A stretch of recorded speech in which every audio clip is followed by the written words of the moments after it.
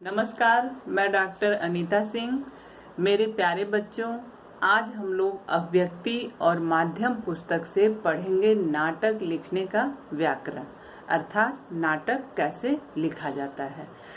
इसके अंतर्गत हम पढ़ेंगे नाटक और कहानी में अंतर, नाटक में समय का बंधन, नाटक के तत्व, नाटक के विषय, नाटक की शिल्प संरचना और नाटक कैसे लिखते हैं, इस पर मार्गदर्शन हेतु आज हमारे साथ पुनः उपस्थित हैं गुरुदेव डॉक्टर विनय कुमार पाठक जी, जो छत्तीसगढ़ राजभाषा आयोग के पूर्व अध्यक्ष, छत्तीसगढ़ के गौरव, छत्तीसगढ़ के सौरभ, शब्द साधक, भाषाविद, समीक्षक, जितनी भी इनके लिए उपाधि कम है। ये हमारा सौभाग्य है कि हम लोग के बीच उपस्थित हैं और हमारा मार्गदर्शन कर रहे हैं। जिंदगी एक नाटक ही होती है और मैं चाहूँगी कि ये नाटक किस तरह से लिखा जाता है, इस पर सर अपने विचार व्यक्त करें और नाटक और कहानी में किस तरह का अंतर होता है, इस पर भी हमारा मार्गदर्शन करें। सर, आपका बहुत बहुत स्वागत है हमारे स्टूडियो में। नाटक को भारतीय साहित्य में समीक्षकों ने नट धातु से निष्पन्न माना है। इसका मतलब है कि जो नट लोग जो अपनी बाजीगरी कलाकारी दिखाते हैं, तो उससे ही नाटक का जन्म हुआ, ये मानते हैं।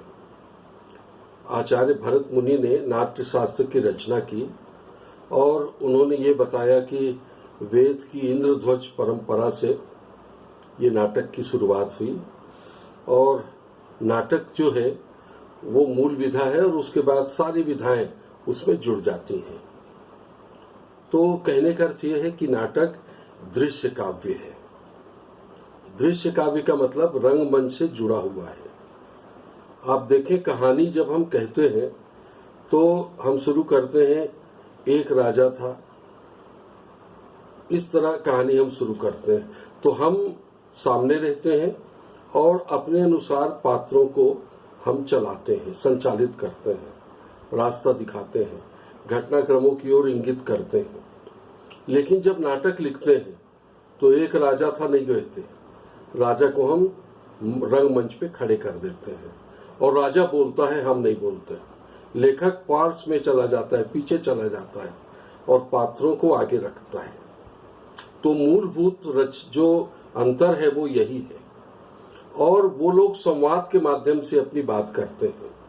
इसलिए मैंने आपको पहले बताया कि कहानी में कथा वस्तु, कथानक, ये आत्मा है कहानी की, कथा रस है। लेकिन नाटक में संवाद, ये उसका प्राण तत्व है। संवाद के माध्यम से ही कथा आगे बढ़ती है, पात्र और चरित्र चित्रण विकसित होते हैं, देश काल और वातावरण जो है वो भी अनावृत होते हैं और इस तरह पूरा दृश्य काव्य आपके सामने उभर कर आता है। कहानी में सीधे सीधे हम कहानीकार से साक्षात्कार करते हैं, लेकिन दृश्य काव्य होने के कारण, रंगमंच से जुड़ने के कारण नाटक में पात्र आते हैं और अपना अभिनय करके वो जितनी भी रस्म अदायगी है जो संचालित है नाटककार के द्वारा, वो सब करके चले जाते हैं। तो यहाँ दृश्य काव्य होने के कारण, जीवंत होने के कारण वो बहुत ज्यादा लोगों को मनोरंजन करती है। कहानी हम जब इच्छा हो जिस समय हम पढ़ सकते हैं, लेकिन नाटक ऐसी विधा है कि जिस समय होगा उसी समय हमको समय निकाल के जाना पड़ेगा। तो नाटक के लिए उनका समय जो निर्धारित है और कहानी के लिए हम जब चाहें तब हम पढ़ सकते हैं, क्योंकि हम होते हैं और वो कहानी पुस्तक होती है। लेकिन नाटक में ऐसी विधा नहीं है। लोग नाट्य को भी पाठ्य के रूप में पढ़ते हैं और पाठ्यक्रम में वो सम्मिलित भी है, लेकिन मूल जो उसका चरित्र है वो दृश्य काव्य है और दृश्य के द्वारा ही नाटक अपना मनोरंजन करके एक उद्देश्य को उपस्थित करने का प्रयास करता है। तो नाटक और कहानी में मूलतः ये अंतर है। आप देखें कि उपन्यास एक विराट फलक को लेकर चलता है और कहानी उसके खंड को लेकर चलती है। ठीक वैसे ही नाटक में एक विराटता होती है उपन्यास की तरह, महाकाव्य की तरह, और कहानी की तरह एकांकी होती है, एक अंक वाली। उसमें एक अंक होता है और नाटक में कम से कम 3 अंक होने चाहिए। ये हमारे नाट्य शास्त्रियों ने, आलोचकों ने बताया है, अधिक भी हो सकते हैं। तो इसीलिए नाटक को अनेकांकी भी कहते हैं, अनेक अंक होते हैं। लेकिन समय के बंधन का महत्व बहुत जरूरी है। एकांकी जब हम लिखते हैं तो आधे घंटे पौन घंटे में उसको समाप्त करना पड़ता है, जबकि हम नाटक लिखते हैं तो उसमें 1-1.5 घंटे से लेकर 2-2.5 घंटे तक हम समय के बंधन के अनुसार उस पूरे उसके तत्वों के प्रबंधन को संयुक्त करके, संयोजित करके उसको प्रतिफलित दिखाते हैं। इसलिए नाटक में बहुत जरूरी है कि हम समय की मर्यादा को समझें और रखें। एक नाटककार नाटक लिख देता है, लेकिन जब निर्देशक उसका मंचन करता है तो उसके सामने कई तरह की कठिनाइयां आती हैं कि वो कैसा पात्र रखे, कितनी उम्र का है वो, किस समय की घटना है, कैसी घटना है। तो उसके सामने ये रहता है कि यदि लेखक या नाटककार कुछ निर्देश दे दे तो उसको सुविधा होती है और नाटककार की आत्मा को छूते हुए, उसकी भावना को समझते हुए वो मंचन करता है। और निर्देश नहीं रहता या कम रहता है तो फिर कल्पना से वो अपनी पूरी व्यवस्था करता है। तो प्राय आप नाटकों में देखेंगे कि कोष्टक में रंगमंची निर्देश दे दिए जाते हैं कि वो व्यक्ति कैसा है, कहाँ बैठा है, कैसे बात कर रहा है, वो सब कोष्टक में जो लिखा गया है वो नाटककार लिखता है। और यदि कम लिख रहा है, रंगमंची निर्देश दे रहा है, तो फिर वो जो हमारे निर्देशक हैं उसकी जवाबदारी होती है कि उसको वो किस तरह से प्रस्तुत करे। तो उसका बहुत महत्व है। मैंने बताया कि ये जीवंत काव्य है, जीवंत विधा है, नाटक लोकप्रिय है।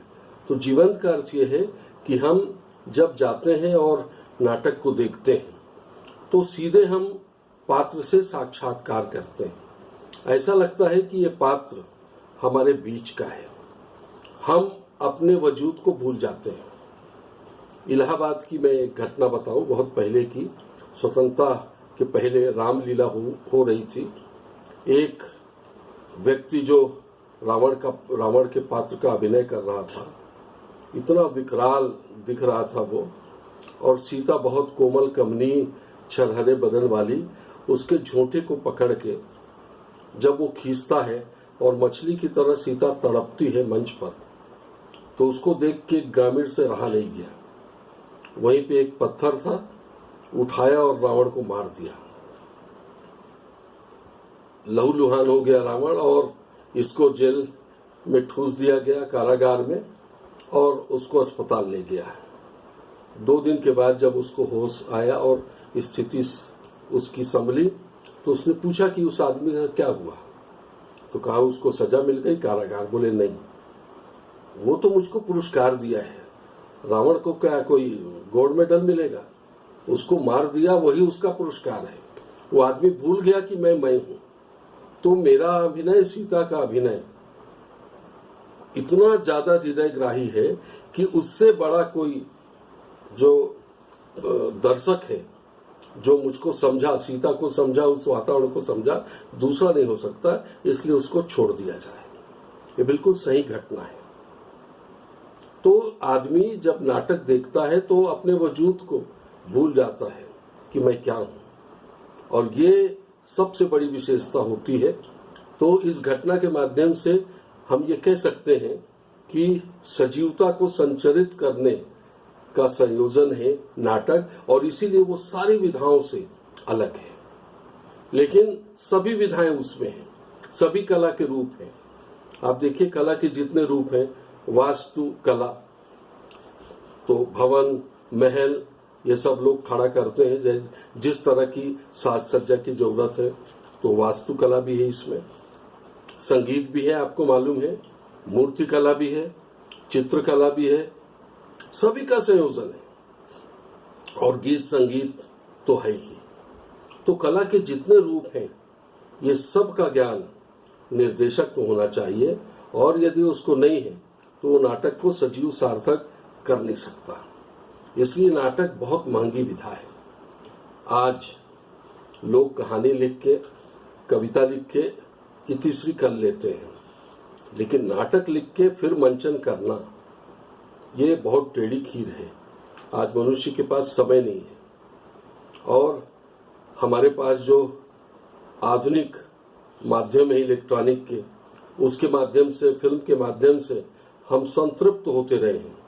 इसलिए हम आज नाटक के लिए न समय निकालते, न अपने जगह को छोड़ के वहां पे जाना चाहते हैं। तो नाटक जो जीवंत और दृश्यबंध विधा है, वो आज संकट के कगार पे है।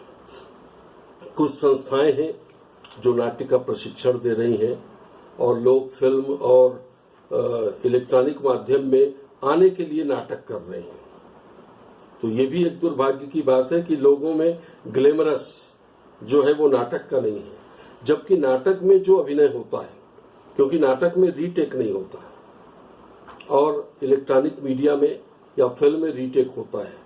वहां आपको जो चीज अच्छी नहीं लगी, बार बार करके आप उसको बहुत खूबसूरत और अच्छे अंदाज में प्रस्तुत कर सकते हैं, लेकिन नाटक में वो गुंजाइश नहीं है। इसलिए नाटक कठिन विधा है। एक बार जो आपने गलती की, वो गलती फिर सुधार नहीं सकती। लेकिन इलेक्ट्रॉनिक मीडिया में, फिल्म में ये सब बात नहीं है। इसलिए भी लोग इतनी तैयारी और सजग सतर्क रह के आते थे कि वो नाटक का प्राण तत्व जो है, वो जीवंतता है, वो आज उसमें कमी दिखलाई देती है। और निश्चित रूप से ये एक चिंता का कारण है कि हिंदी की वो विधा लगभग समाप्त प्राय है। इसी तरह आप देखिए, जो हमारे यहाँ पुराने, जैसे मैंने कहा, रामलीला, कृष्ण लीला, रासलीला, रहस लीला और कठपुतली नृत्य, बहुरूपिया, नौटंकी, स्वांग, ये जो हमारी लोकनाट्य की मौखिक और वाचिक परंपरा है, इसमें भी आज अर्थ संकट उपस्थित हो गया है। आज सरकार यदि उनको संरक्षण देती है, वही संस्थाएं जीवित हैं, अन्यथा आज नई पीढ़ी इस ओर आकृष्ट नहीं हो रही है। पुरानी पीढ़ी किसी तरह अपना जीवन व्यतीत कर रहे हैं, तो लोकनाट्यकारों की भी स्थिति अच्छी नहीं है। और यदि लोकनाट्य की ये परंपरा, नाटक की ये परंपरा सरकार और समाज का प्रोत्साहन न मिले, तो निश्चित रूप से बदल जाएगी। नाटक में लगभग वही तत्व हैं जो कहानी में हैं। दोनों में कथानक है, दोनों में चरित्र चित्रण है। कहानी में, जैसे मैंने कहा, कथा तत्व या कथा वस्तु या कथानक प्रमुख है, जबकि नाटक में वही संवाद तत्व प्रमुख है। लेकिन कथा का प्रवाह तो नाटक में बहुत जरूरी है। इसी तरह आप देखें कि नाटक जो है, उसमें हमारे यहाँ कहानी और को इस तरह रोमांच करके, इस तरह से गूंथ कर प्रस्तुत किया जाता है कि सातत्यता, मनोरंजन की सातत्यता या सतत जो उसका चरित्र है वो बना रहता है, विद्यमान रहता है। ये नाटक की अपनी सबसे बड़ी विशेषता होती है। नाटक में देश काल और वातावरण का महत्व कहानी में भी है, यहाँ भी है, लेकिन यहाँ ज्यादा प्रभावी है। आप देखें कि एक हम नाटक कर रहे हैं, रामलीला के कोई एक अंश को लेकर हम नाटक कर रहे हैं, तो हम ये देखते हैं कि वो पुरानी बातें हैं, उसमें आज प्रासंगिक क्या है, आज के समाज के दर्शकों को हम क्या कुछ दे सकते हैं। तो उन दोनों का मिलान करते हैं, परंपरा का और आधुनिकता का, और उसको मिला के एक उद्देश्य की प्राप्ति के लिए जो कुछ भी हम प्रयास करते हैं, उद्यम करते हैं, तो वो देश काल और वातावरण उसको सजीव करता है।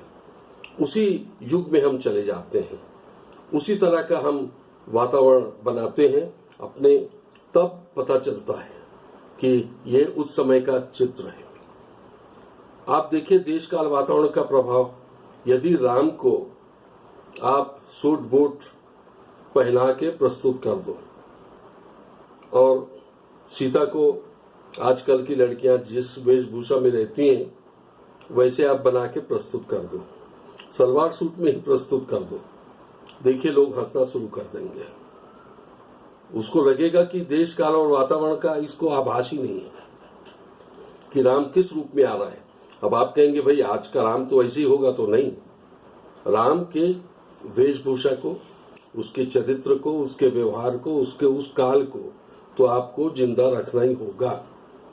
ये ठीक है कि यदि थाईलैंड में या श्रीलंका में लोग नाटक कर रहे हैं तो वहां राम जो है उस वेशभूषा में रहेंगे, वो चल जाएगा। गांव में देखिए राम कैसे रहते हैं, वही धोती अंगरखा पहन के राम आते हैं और एक साड़ी लपेट के किसी तरह सीता आती है। तो उस लोकनाट्य को लोग इसलिए अंगीकार करते हैं कि पूरे जीवन में वही तो वो देख रहे हैं, तो उनको लगता है कि राम तो हमारे जैसे हैं। तो ये देश काल और वातावरण के अनुसार ही, उसको ध्यान में रखकर ही नाटक को संयोजित किया जाता है, अन्यथा वो बिल्कुल अलग थलग दिखलाई देगा और उसमें वो जो सार्थकता होनी चाहिए वो नहीं आएगी। नाटक की भाषा, शिल्प जो है वो उसका बाहरी रूप है। तो जितने भी तकनीकी रूप हैं, भाषा है, प्रस्तुति है, ये सब शिल्प में आते हैं। और नाटक की भाषा तो संप्रेष्य होनी चाहिए, सूत्र रूप में होनी चाहिए, सूत्र कथन होनी चाहिए, सरल सहज संवाद होने चाहिए। बहुत लंबे संवाद यदि आप एक दो जगह तो ठीक है समझाने के लिए लंबे संवाद आ सकते हैं, लेकिन बहुत ज्यादा लंबे संवाद आएंगे तो उससे एक गतिरोध उत्पन्न होता है। ऐसा लगता है कि पात्र हमको भाषण पिला रहे हैं, हमको कुछ संदेश दे रहे हैं। नाटक में संदेश इस तरह नहीं दिया जाना चाहिए कि वो भाषण और प्रचार की तरह हमको प्रस्तुत हो। तो ये नाटक की बहुत बड़ी विशेषता होती है कि वो शिल्प संयोजन को भी भावना, दृश्य बंध को लेकर प्रस्तुत हो। पहले हमारे यहाँ पाठ्य नाटक अधिक लिखे जाते थे। आप देखिए पाठ्यक्रम में जो आप पढ़ते हैं वो नाटक रंगमंच के अनुकूल नहीं है। रंगमंच के नाटक अलग होते हैं। रंगमंची जो तत्व हैं, रंगमंच के निर्देश हैं, अभिनेता के जो तत्व हैं वो दिखने चाहिए। लेकिन अब उस तरह के द्विवेदी युग के बाद, प्रसाद के बाद उस तरह के नाटक लिखे गए और वो अभिनय भी किए गए, वो चर्चित भी हुए। और इस तरह हिंदी साहित्य में जो नाटक का इतिहास है वो बड़ा समृद्ध है। लेकिन मैंने पहले ही कहा कि इसमें भी एक संकट है, एक चुनौती है, और उस चुनौती की ओर भी हमको ध्यान देना होगा। सर, आपने अपना अमूल्य समय हमारे बच्चों को दिया, इसके लिए मैं आपके हृदय से आभारी हूँ और बहुत बहुत धन्यवाद देती हूँ। मेरे प्यारे बच्चों, उम्मीद करती हूँ कि नाटक कैसे लिखा जाता है और नाटक और कहानी में क्या अंतर है। सर ने बहुत अच्छे से समझाया है, आप यह समझ गए होंगे और परीक्षा में बहुत अच्छे से लिख पाएंगे। और यदि आपको यह कार्यक्रम पसंद आया तो प्लीज़ लाइक एवं सब्सक्राइब अवश्य करें। धन्यवाद।